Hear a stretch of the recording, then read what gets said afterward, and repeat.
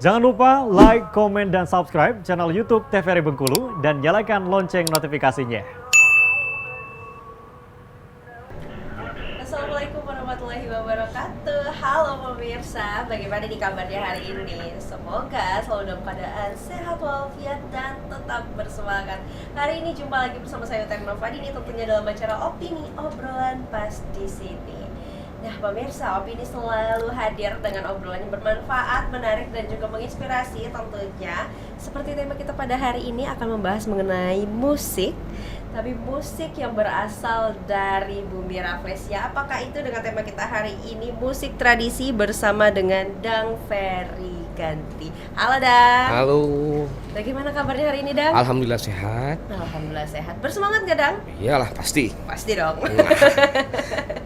Nah Dang, hari ini kan kita membahas mengenai musik tradisi khas Bengkulu ya Dang. Nah, tapi sebelum itu pengen tahu dari Dangnya dulu, profilnya Dang dulu. Dang ini aslinya memang Bengkulu asli atau gimana Dang? Saya lahir di Bengkulu, tepatnya di Kelurahan Kebonros. Oh. Asli orang Bengkulu. Asli Bengkulu, pasti asli itu. Iya. Nah Dang mulai melirik, mulai tertarik dengan musik tradisi dol ini apakah memang dari muda atau gimana Dang? Sebenarnya dari dulu, dari saya masih SMP dulu kan di Sanggar belum ada sebenarnya, belum ada Sanggar. Ada itu kelompok-kelompok yang ada di tiap kelurahan. Nah, salah satunya Kelurahan Kebonros, Tengah Padang, terus Malabro, terus ada beberapa kelurahan yang lain. Ya, dulu itu bukan Sanggar, tapi kelompok-kelompok seni lah bahasa yang dibina dari kelurahan-kelurahan sendiri. Oh, dulu itu belum Sanggar? Belum ada. Ada Sanggar, tapi cuma beberapa Sanggar. Kalau nggak salah itu dulu Sanggar Hitam Putih, Sanggar Mengsari. Nah, cuman itu kalau nggak salah, cuman beberapa Sanggar. Tapi kalau tiap event-event Tabot kalau dulu itu setiap kelurahan itu ngutus anak-anaknya atau dari Karang Taruna atau dari remaja-remaja apalah bahasanya, remaja masjid gitu kan. Yeah. Mereka mengutus untuk mengikuti kegiatan festival Tabot seperti itu. Oh gitu. Jadi lebih merata untuk anak-anak mudanya kalau dulu ya Dang ya. Di setiap kelurahan pasti ada. Pasti ada. Tapi di kelurahan-kelurahan tertentu, ratanya di daerah pesisir seperti Kebonros, Tengah Padang, Malabero, terus ada di Baja, ada di dulu Pasar Bengkulu belum ada kelompok-kelompok seni. Di mana lagi tuh, di Pasar Baru ada kalau nggak salah. Cuman beberapa aja yang ada. Jadi Dang juga tergabung di situ waktu di kelurahan saat itu. Di waktu SMP ya Dang ya? Waktu SMP. Saya itu masih belajar suruling yang apa sih namanya? Ya, suruling. Yang gitu, yang apa sih namanya itu? Yang ada sulingnya Bengkulu ya? Bukan kalau suruling Bengkulu kan itu bambu. Iya. Suruling Yamaha itu nah. Yang dulu dipelajari di SMP di sekolah-sekolah dulu, ya kayak gitu. Jadi Dang suruling dulu awalnya itu, belajar suruling dulu. Susah itu Dang? Kan kita alunan Bengkulu itu susah nggak sih Dang? Enggak sih, karena memang melodinya itu kita pahami dulu, terus kita pelajari, kemudian kita feeling aja lah, main cari-cari sendiri, kita akhirnya ketemu, dihafalin kayak gitu kan. Hebatnya seniman-seniman senior ini ya Dang ya. Iya. Selalu kalau main tuh pakai feelingnya dulu. Oke ya, cari dulu. Bisa gitu ya Dang. Jadi bisa. Kuncinya tuh dapet dari feel itu Dang. Nah karena dari kita dengar, kita rasakan, terus kita cari sendiri gimana sih melodinya, gimana sih kayak gini. Nah kita pelajari, kita cari, akhirnya bisa kayak gitu kan. Nggak ada yang nggak bisa kalau memang harus kita kita nggak belajar gitu kan. Apalagi kalau zaman sekarang ya Dang lebih mudah. Lebih mudah semuanya. Mau cari apapun informasi kan gampang. Lebih gampang diakses ya Dang. Jadi pertama kali itu Dang di seruling dulu. Ya. Terus dolnya gimana tuh Dang? Nah kalau dulu kan di seruling perlahan-lahan Dang mulai melirik alat-alat perkusi yang lain seperti dol, tasa, terus dulu cuman 3 macam alat musik, seruling, dol, dan tasa, cuman dulu kayak gitu. Itu 3 itu cuma ya? Itu seiring perkembangan, terus mereka mulai menciptakan alat-alat musik yang lain ya gitu. Mulai dipelajari lagi, terus kayak gitu. Nah, terus kita coba membuat suatu komposisi musik. Saat itu masih ya apa yang ada lah, yang dari pikiran dituangkan, yang dipikiran tuh akhirnya belum bentuk garapan yang memang yang terkonsep gitu, yang terkonsep. Akhirnya ikut lomba dengan 3 pukulan tradisi yang ada, tamantam, Suena dan Sueri. Beranjak dari situ dulu, mulai membuat suatu pola-pola pukulan baru dari 3 dasar itu tadi.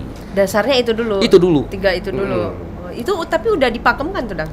Kalau untuk sekarang udah dipakemkan, udah memang dari musik do sendiri atau dol sendiri itu kan musik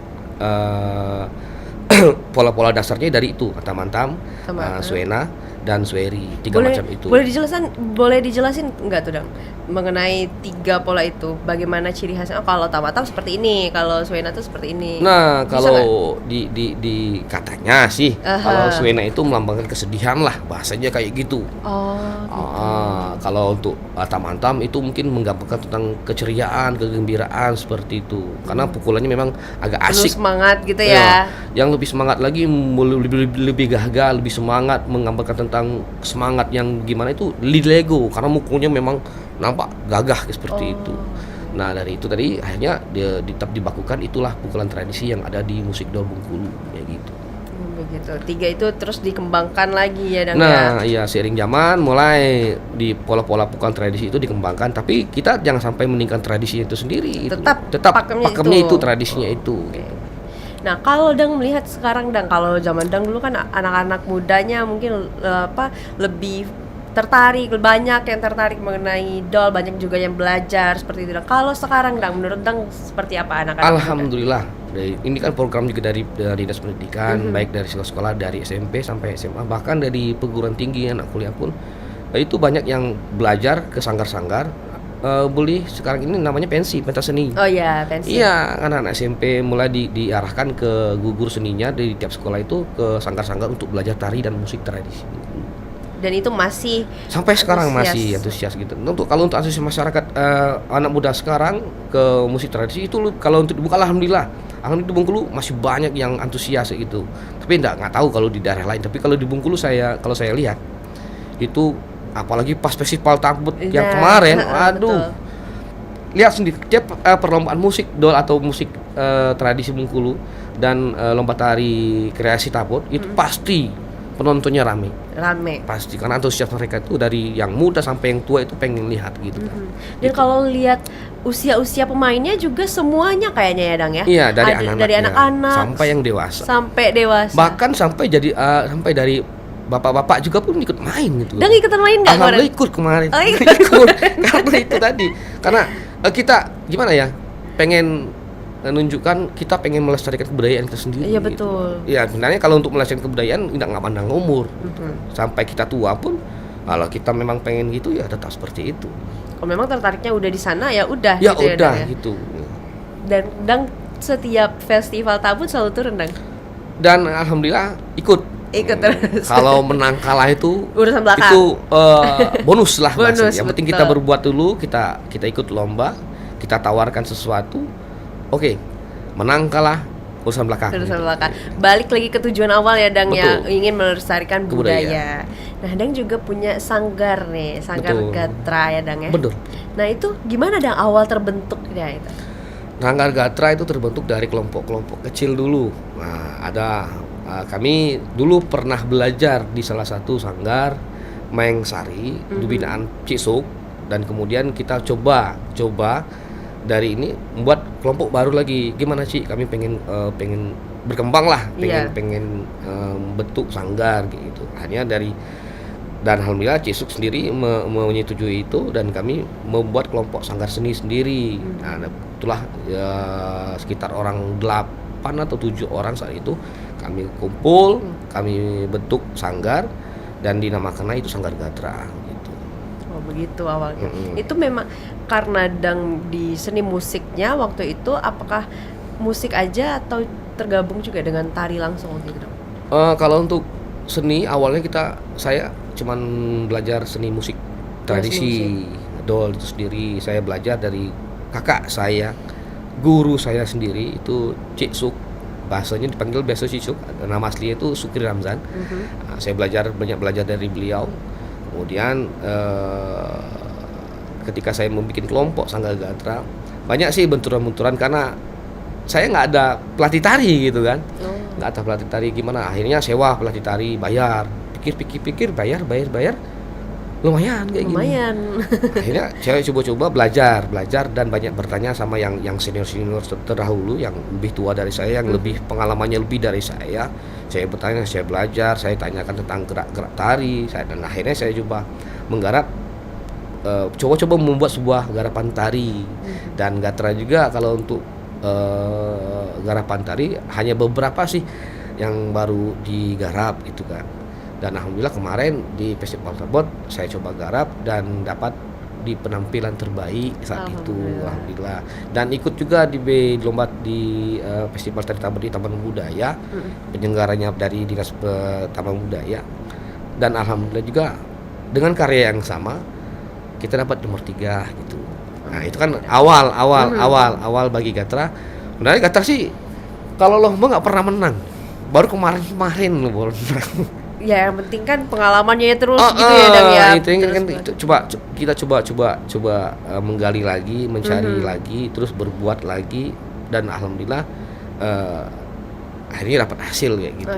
Akhirnya dan alhamdulillah sekali ya Dang ya. Iya. Hasil dari Jerih Payah selama ini gitu. Dan yang terpenting kata Dang tadi, Dang kita sempat ngobrol juga mengenai konsep, mengenai karya yang orisinil itu. Betul. Gitu. Dan untuk membuat seperti pola, baik itu musik, baik itu tari, itu gimana sih Dang untuk membuat pola-polanya ini mau dikembangkan lagi nih menjadi musik tradisi tapi ada kreasinya gitu loh Dang. Dari pola-pola dasar tadi sebenarnya kan saya berpijaknya dari situ. Seperti kemarin saya berpijak dari pola-pola pukulan meradai. Jadi pukulan dasarnya itu kita pelajari itu, terus bagaimana kita membelah atau mengembangkan pukulan meradai ini jadi dalam bentuk yang baru gitu, menciptakan suatu pukulan yang baru yang memang baru loh, belum pernah orang buat. Nah akhirnya kita berpikir gimana caranya ini garapan musik ini yang kita sajikan ini menjadi sebuah tawaran bagi teman-teman yang lain kayak gitu. Oke deh.